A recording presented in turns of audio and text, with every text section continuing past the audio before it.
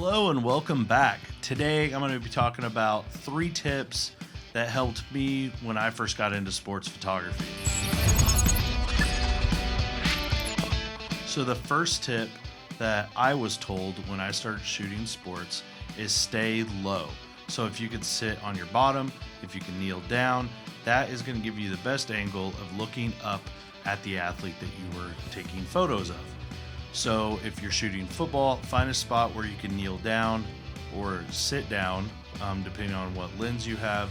So since I have the 300, I usually can stay pretty far in front of the play with my 300 or my 70-200, so I'm not having to move too much. So typically I will find a spot where no one's going to be in front of me and I will sit down. That allows me to be really steady and also have a great shot looking up at the athlete. It also helps with keeping distractions out of the background of photos. So if there's a trash can or just something on the sideline behind them, or like in basketball, if you're standing up and shooting down, you might have a video board in the background or a trash can, which is typically on the side by the stands. So shooting up at them is going to give you a better angle. It's going to give you a cleaner background. So the first tip would be finding a spot where you can sit down or kneel down so you can have a lower advantage and look up at the athlete. So another tip that I was told very early on in sports photography is you want their face. You don't want shots from the back of the athlete. So if your team, for example, I'm going to stick to football examples because we're in the football season right now. I could go into volleyball, but a lot of these tips started with football because that's where I started sports photography first. So making sure that you are in front of the offense, so they're coming towards you, that allows you to get their face. You're not getting catches from behind. And as cool as a photo could be from behind as they're catching the ball, it is always going to be better if you could see the face of the athlete of the team that you are covering. So always being 20 to 30 yards ahead of the play, it's going to allow you to get that running back if he breaks out and comes towards you, or if there's a long pass down the field, you're in front of the play. So once they catch and turn, you're getting that face, or you're getting them as they're reaching up for the ball.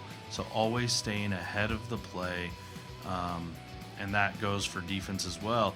You want to be on behind the offense, so if you're covering the defense and they break through the line, they're looking towards you coming at that quarterback, and you're going to get their face when they go for the tackle or the block, whatever it may be. So always staying ahead of the play of whatever you are shooting. So this is a tip that I kind of learned on my own and just through experience of being on multiple different sidelines and going to multiple different schools.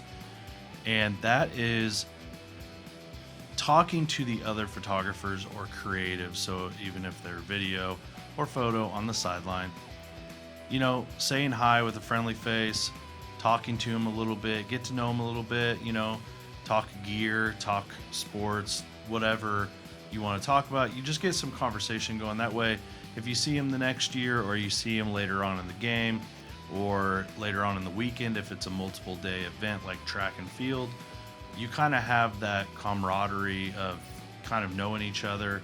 And it's always nice to have someone to talk to on the sidelines if you're passing by or whatever it may be.